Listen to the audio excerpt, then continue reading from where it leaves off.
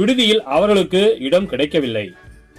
அப்பொழுது அப்பகுதியில் உள்ள வயல்வெளியில் இடையர்கள் தங்கி இரவெல்லாம் தங்கள் கிடையை காவல் காத்துக் கொண்டிருந்தார்கள். திடீரென்று ஆண்டவருடைய தூதர் அவர்கள் முன் வந்து நின்றபோது ஆண்டவரின் மாட்சி அவர்களை சுற்றி ஒளிர்ந்தது. மிகுந்த அச்சம் அவர்களை ஆட்கொண்டது. வானதூதர் அவர்களிடம், அஞ்சாதீர்கள், இதோ எல்லா மக்களுக்கும் பெரும் மகிழ்ச்சியூட்டும் நற்செய்தியை உங்களுக்கு அறிவிக்கிறேன். இன்று ஆண்டவராகிய மெசியா என்னும் மீட்பர் உங்களுக்காக தாவீதின் ஊரில் பிறந்திருக்கிறார்.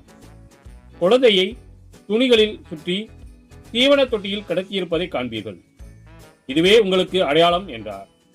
உடனே விண்ணக தூதர் பேரணி அந்த தூதருடன் சேர்ந்து, உன்னதத்தில் கடவுளுக்கு மாட்சி உரித்தாகுக, உலகில் அவருக்கு புகழ்ந்தோருக்கு அமைதி உண்டாகுக என்று கடவுளை புகழ்ந்தது.